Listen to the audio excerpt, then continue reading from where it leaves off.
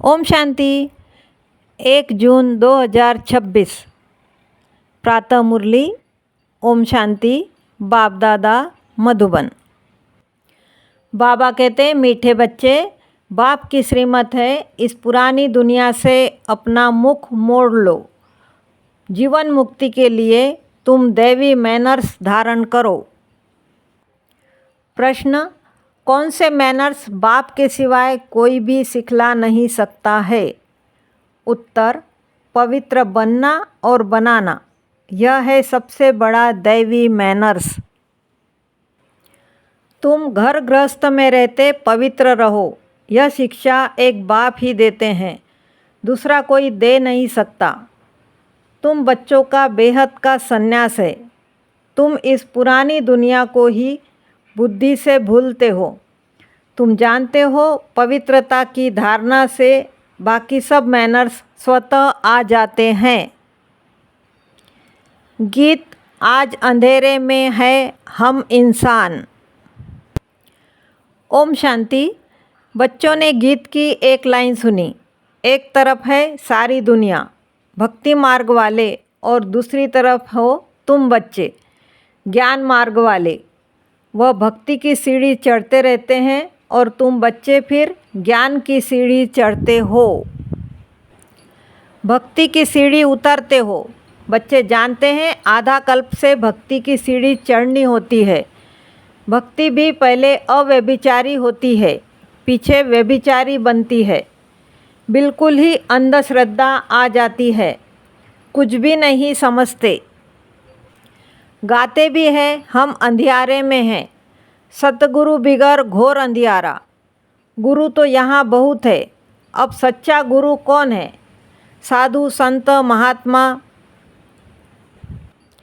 भगत आदि सब साधना करते हैं अथवा याद करते हैं, शास्त्र वेद उपनिषद आदि पढ़ते हैं। फिर भी कहते हैं भगवान जब आए तब ही आकर हमारी उन्नति सद्गति करे। सद्गति दाता को ही पतित पावन कहा जाता है। अभी तुम बच्चे घोर अंधियारे में नहीं हो, तुम ज्ञान की रोशनी में आए हो। पतित पावन बाप को जानते हो और उनको याद करते हो। जितना जो बच्चा याद करता है और ज्ञान की धारणा करता है, उतना उसका अज्ञान अंधियारा विनाश हो जाता है। अब रोशनी में ले जाने वाला एक ही बाप है। ज्ञान अंजन सतगुरु दिया, कोई सुरमा नहीं है, यह ज्ञान की बात है। ज्ञान के साथ योग भी रहता है। जरूर जो मनुष्य भक्ति सिखलाते हैं तो उससे भी योग रहता है। अब तुम बच्चों का बुद्धि योग लगा हुआ है निराकार परमपिता परमात्मा के साथ। तुम्हारे में भी नंबरवार है और कोई मनुष्य मात्र का परमपिता परमात्मा सर्वशक्तिमान के साथ योग है ही नहीं, सिवाय तुम बच्चों के। तुमको बाप से और मुक्ति और जीवन मुक्ति धाम से योग लगाना पड़ता है। जीवन मुक्ति के लिए दैवी मैनर्स भी बहुत अच्छे चाहिए। इस समय तो सबके मैनर्स आसुरी है। परमपिता परमात्मा के भी गुण गाए जाते हैं ना। मनुष्य सृष्टि का बीज रूप है, सत है, चैतन्य है, आनंद का सागर, ज्ञान का सागर है, पवित्रता का सागर है, फॉर एवर। उनका यह पद अविनाशी है और कोई मनुष्य का यह अविनाशी पद हो न सके। भला अभी तुम ज्ञान का सागर, पवित्रता का सागर बनते हो, परंतु लिमिटेड बनते हो। बाप कहते हैं मैं अनलिमिटेड हूँ, तुमको अनलिमिटेड बना नहीं सकता। नहीं तो फिर सृष्टि का खेल कैसे चले, जन्म कैसे भोगेंगे? तुम फॉर एवर बन नहीं सकते। तुमको लिमिटेड बनाता हूँ। 21 जन्मों के लिए तुम बनते हो, पीढ़ी भी लिखा हुआ है। तुम फॉर एवर बनो, यह ड्रामा में कायदा नहीं है। मैं तो हूँ ही एवर प्योर। मैं रहता ही हूँ परम धाम में। मेरे पास ज्ञान, पवित्रता आदि है ही है। तुम भूल जाते हो तो इस समय बाप आकर बच्चों को घोर अंधियारे से निकाल ज्ञान और योग से पवित्र बनाते हैं, और कोई ऐसे कह न सके कि मैं परम धाम से आया हूँ, अब मुझे याद करो। यह मेरे महावाक्यों की कोई कॉपी नहीं कर सकते। मैं आता ही हूँ तुम बच्चों को 21 जन्मों के लिए राजाओं का राजा बनाने। तो बनना चाहिए ना, बनेंगे भी वह जो कल्प पहले बने हैं। तुम जानते हो कितने बच्चे पवित्र बनते हैं, कितने अजामिल जैसे पापी बन जाते हैं, कितने अशुद्ध मैले बन जाते हैं।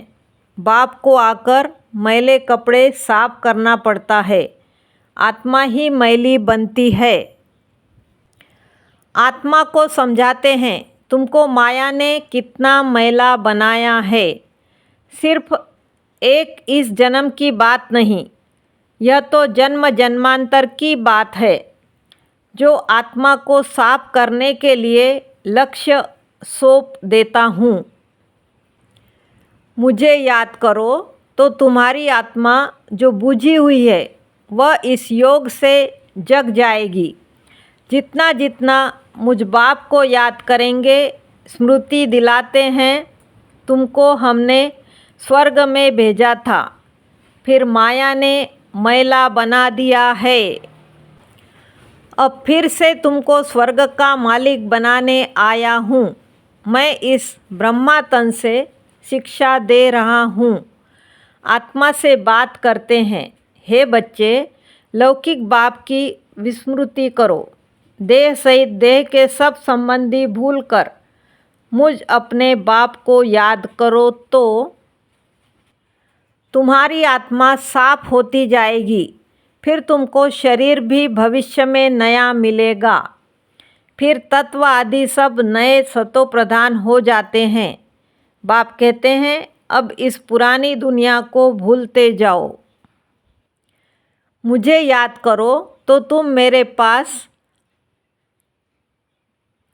आकर फिर स्वर्ग में जाएंगे। यह पुरानी दुनिया है, इसमें कोई चीज़ बनाते हैं तो उस पर नया नाम रख देते हैं।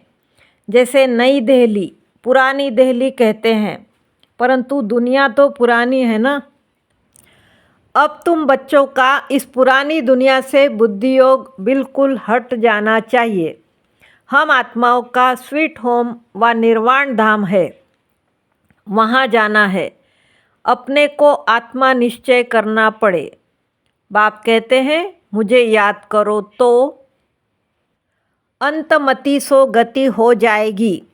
मनुष्य जो अनेकों को याद करते हैं, कोई किसी गुरु को, कोई श्री कृष्ण को, श्री कृष्ण आदि कहाँ गए यह कोई नहीं जानते। यह नहीं समझते पुनर्जन्म में सबको आना है। यह रस्म रिवाज सृष्टि के आदि से चली आती है। सतयुग आदि में देवी देवताएं हैं, जरूर पुनर्जन्म वहाँ से ही शुरू हुआ होगा। पहले पहले है श्री कृष्ण फर्स्ट पवित्र मनुष्य, उनकी महिमा जास्ती है। लक्ष्मी नारायण की इतनी नहीं है, क्योंकि बच्चे पवित्र सतो प्रधान होते हैं तो महिमा बच्चों की गाई जाती है। श्री कृष्ण की बहुत महिमा है, परंतु यह नहीं जानते कि कृष्णपुरी है कहाँ। वैकुंठ कहते भी है सतयुग को। फिर पता नहीं श्री कृष्ण को द्वापर में क्यों कह दिया है। वही चीज़ दूसरे कोई नाम रूप देश में आ न सके। वही नाम रूप दूसरे जन्म में हो नहीं सकता। श्री कृष्ण तो सतयुग में था, तुम जानते हो। यह जगत अम्बा, जगत पिता जाकर लक्ष्मी नारायण बनते हैं। सतयुग को कृष्णपुरी कहा जाता है। अब है कंसपुरी। यह सब आसुरी नाम है। वहाँ थे दैवी संप्रदाय, यहाँ है आसुरी संप्रदाय। बाप बैठ बच्चों को संगम पर समझाते हैं।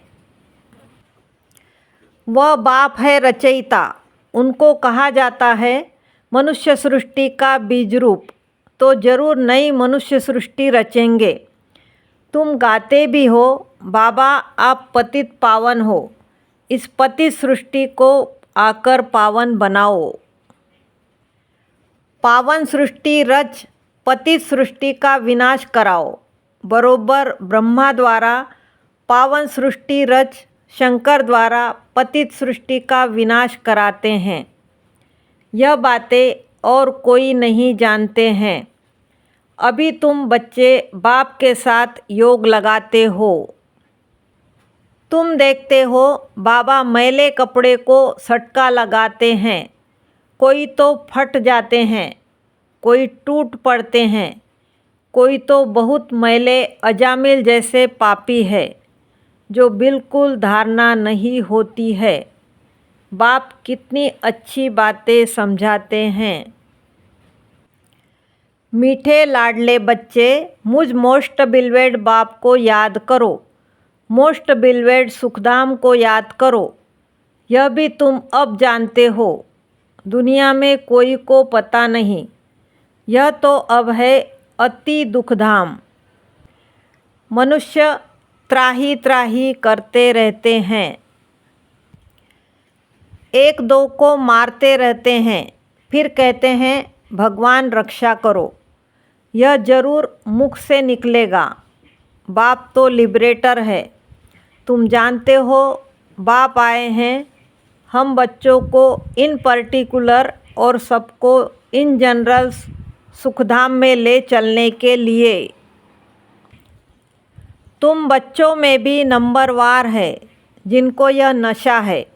यह पढ़ाई कोई कम नहीं, पढ़ाते भी देखो किसको है। अजामिल जैसी पाप आत्माओं को पढ़ाकर स्वर्ग का मालिक बना देते हैं। तमो प्रधान तो सब है, उनको सतो प्रधान दुनिया में ले जाना पड़ता है। बच्चों को बार बार समझाते हैं कि यहाँ दैवी गुण धारण करने हैं। यहाँ तुमको एम ऑब्जेक्ट बुद्धि में है। यह पवित्रता के मैनर्स और कोई नहीं सिखाते। सन्यासी तो घर बार छुड़वाते हैं। यहाँ बाप कहते हैं तुमको घर बार नहीं छोड़ना है, तुमको तो इस पुरानी दुनिया को छोड़ना है। वह है हद का सन्यास, यह है बेहद का सन्यास। उन सन्यासियों को भी कितना मान मिलता है। साधु समाज गवर्नमेंट को भी मत राय देते हैं। आगे चलकर यह सन्यासी आदि भी तुम माताओं के चरणों में गिरेंगे। माताओं बिगर उन्हों का उद्धार नहीं हो सकता, क्योंकि तुम नॉलेज देते हो। बाकी चरणों में गिरने की बात नहीं है। हाँ, कोई नमस्ते व राम राम करते हैं तो रिस्पॉन्ड तो देना होता है। बाबा भी कहते हैं बच्चे नमस्ते। मैं तुम बच्चों को अपने से भी ऊंच बनाता हूँ। तुमको ब्रह्मांड और सृष्टि दोनों का मालिक बनाता हूँ और मैं वानप्रस्थ में चला जाता हूँ, परंतु तुम्हें श्रीमत पर भी चलना पड़े। इस पुरानी दुनिया से मुख मोड़ना पड़े। राम रावण और सीता का खिलौना है ना। सीता रावण को पीठ कर देती है, राम को मुँह कर देती है। श्री कृष्ण का भी चित्र है, नरक को लात मार रहा है और स्वर्ग का गोला हाथ में है। बाप बहुत अच्छी रीति समझाते हैं, परंतु विरला व्यापारी यह व्यापार करे। बाप को अपना पुराना तन मन धन दे, नया ले। यह बड़ा फर्स्ट क्लास इंश्योरेंस है। बाप कहते हैं तुम अपनी आत्मा पवित्र बनाएंगे तो फिर शरीर भी पवित्र मिलेगा, फिर तुम स्वर्ग की राजाई करेंगे। इसीलिए उनको सौदागर जादूगर कहते हैं। पतित को पावन बनाना, यह है ईश्वरीय जादूगरी। बाप कहते हैं नरकवासियों को स्वर्गवासी बनाओ। कैसा फर्स्ट क्लास जादू है। इसमें प्राप्ति बहुत है। बाप कहते हैं राजाओं का राजा बनो, फॉलो करो। बाप बैठे हैं ना। यह अधर कुमार है, मम्मा कुमारी कन्या है, तो फॉलो करना पड़े। वर्षा बाप से मिलना है। तुम कहेंगे हम भाई बहन बाप से वर्षा लेते हैं। वैसे तो लौकिक रीति बहन को वर्षा नहीं मिलता है, भाई को वर्षा मिलता है। यहाँ तो तुम सबको मिलना है, क्योंकि तुम सब आत्माएं हो ना। बाप कहते हैं तुम सबको मेरे पास आना है, फिर तो यह भाई बहन का नाता भी टूट जाएगा। वहाँ है बाप और बच्चों का नाता निर्वाण धाम में। इसीलिए कहते हैं वी आर ऑल ब्रदर्स। अगर ईश्वर को सर्वव्यापी कहे तो फिर फादरहुड हो जाता है। इस सर्वव्यापी के ज्ञान ने कितना नुकसान किया है। अब तुम बच्चों पास बाप की याद है। बाप को याद करने में ही मेहनत जास्ती है। ऐसे भी नहीं कि तुमको कोई निष्ठा में बिठाए। तुमको तो लक्ष्य मिला हुआ है। यहाँ तो तुम मुरली सिर्फ बैठ सुनाते हो, योग तो तुम्हारा सदैव रहता है। मुरली सुना, फिर चलते फिरते याद में रहना है। हम यात्रा पर जा रहे हैं, जितना हो सके याद में रहना है। 8 घंटा सर्विस करो, वह भी छूट है, बाकी टाइम देना है। मूल बात है ही पवित्रता की। तुम जानते हो यह है कांटों का फॉरेस्ट। एक दो को कांटा लगाते रहते हैं। अब बाप कहते हैं श्रीमत पर चलो।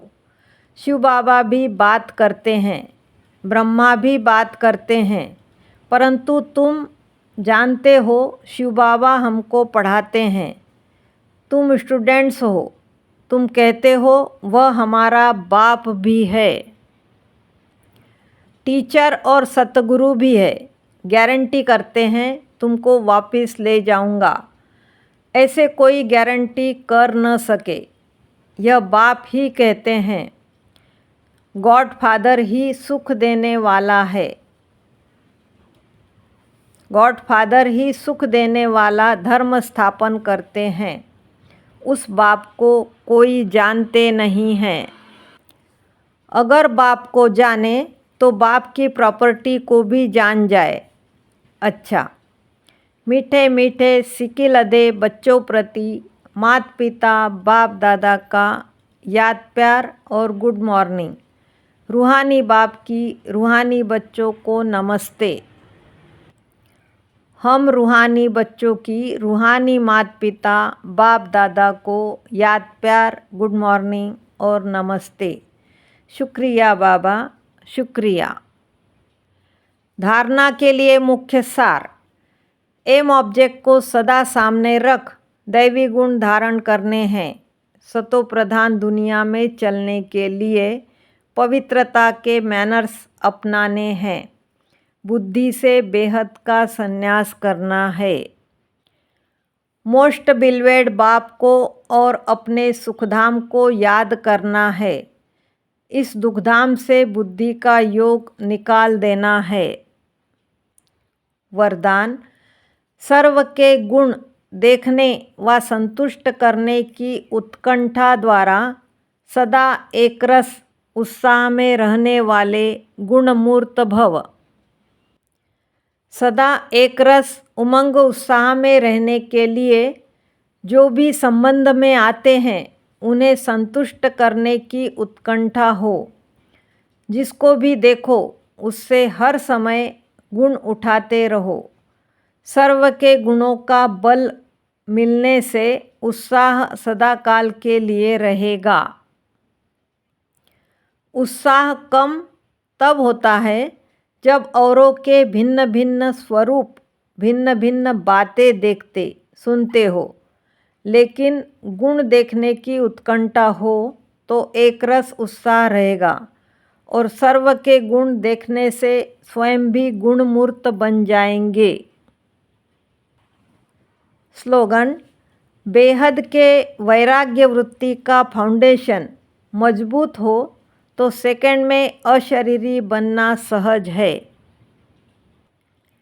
ये अव्यक्त इशारे: सदा हर्षित रहने के लिए अपनी नेचर को सरल बनाओ, सहनशील बनो। अपने इस चेहरे को सदैव हर्षित बनाना यह संगम युग की सबसे बड़ी गिफ्ट है। चेहरे पर कभी भी कोई परेशानी की रेखा न हो। जैसे संपूर्ण चंद्रमा कितना सुंदर लगता है, वैसे अपना चेहरा सदैव हर्षित रहे। चेहरा ऐसा चमकता हुआ हो जो और भी आपके चेहरे में अपना रूप देख सके। इसके लिए अपनी नेचर को सरल बनाओ, सहनशील बनो। ओम शांति।